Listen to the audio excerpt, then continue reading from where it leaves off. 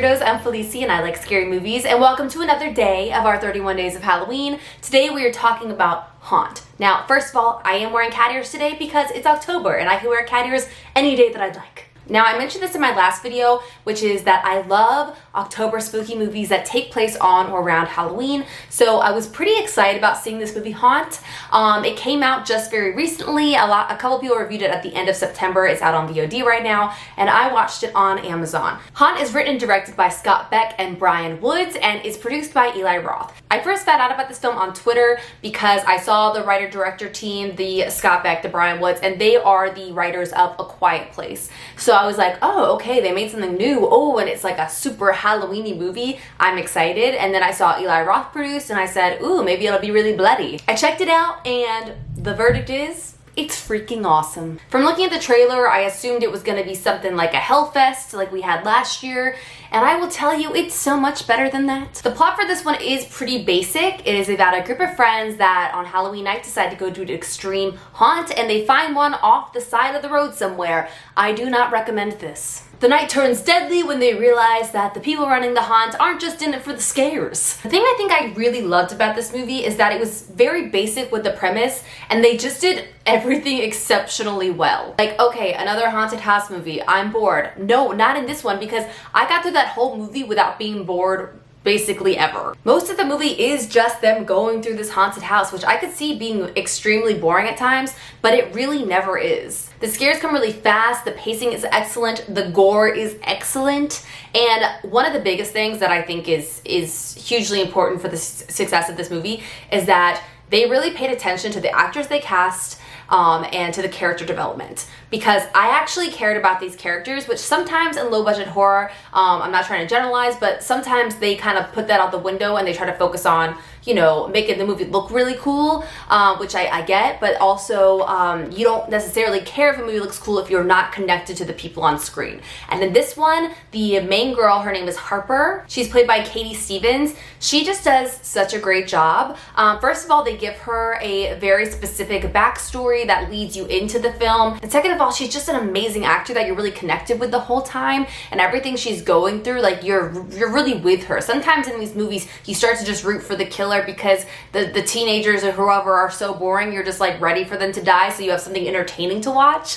For this one, I was like following what she was gonna do next, how she was gonna survive, and that made the movie way more exciting to me. And then all the other characters, though they may not have had as much backstory, they're all extremely likable, they're charismatic, they're fun, and so when bad things happen to them, you feel bad, and that's like, okay, great. Another thing I really enjoyed about this movie is that they kept surprising me. Like, I felt like I knew the structure of this type of movie, I felt like I knew what to expect, and somehow they just kept surprising me with different types of things. And this particularly worked well with the structure of the haunt itself, because the rooms were all really different, they had different types of scares in them, they really fed into every kind of fear, depending on which room the friends were in, and that was really exciting to me. Like, sometimes I was like, oh, this is like so claustrophobic, oh, I hate this, I hate this. I had moments of like, don't do that, don't put your hand in there, don't open that door. Like, you have a lot of different types of sub-genres of fear. Is that a thing? I don't know. That really just like keep you going through the movie, and thus it never gets boring. I just have to point out there is one character that's really unlikable,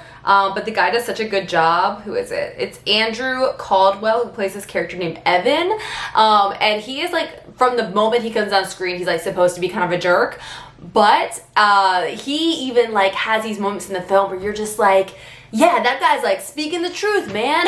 Like, I don't know, like every character in it had something about them that I really liked. I will also say that this movie is just incredibly satisfying. It satisfies all the horror things that I wanted, including an excellent ending, which I will talk about just in a minute here. I am going to link where you can watch Haunt down below. I do want to move on to some spoilers because I feel like there's not much else I can say other than go watch this movie in a dark room and be really scared. Like, it's such a fun Halloween movie. Like, that's what I really wanted this year. Was I was really excited for a new fun Halloween movie that takes place on Halloween, has, you know, the pumpkins, has the costumes, has all the things that make Halloween so nostalgic and fun, but then also like scared the shit out of me. Am I right? Okay, now let's move on to some spoilers. Like I said, the gore excellent. And I will say, one of the gore things that I saw that I feel like I've never really seen before, and you see it happen once and you almost see it happen again, and that's when one of the killers takes a hammer, puts the back part of the hammer in someone's mouth, and then like rips their skull open this way. I have never seen anything like that. Maybe I just haven't watched that particular movie that anyone's seen that before.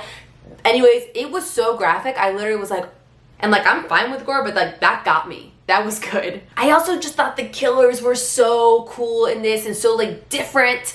It's not just like some dude in a mask. These are people that are, yes, in mask, and when they take off their mask, their faces, they have gone through like all these body modifications to be monsters underneath the mask. And that is like, I don't know, it's just really interesting. And they all have like sort of different characters. There's like the witch and the vampire and like the, I think one's just called the devil is like the main one.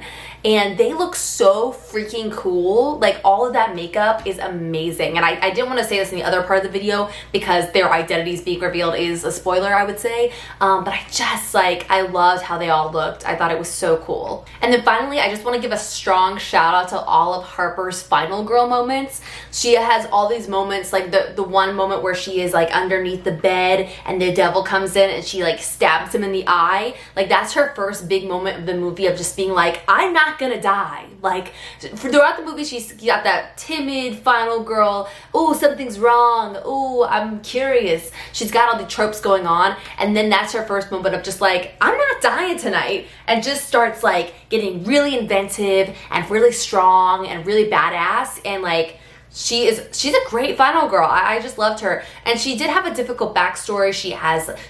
And you get some flashbacks of this, which weren't my favorite parts of the film, but I thought were helpful in certain ways, where she had she had a father who abused her mother.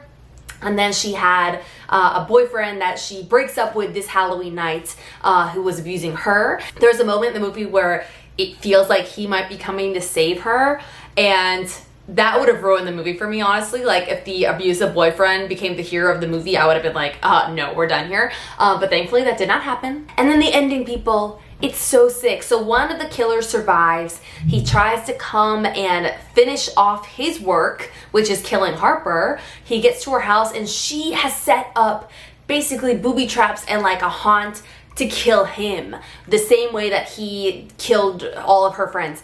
And it's just so satisfying. It is such a good ending. I really loved it.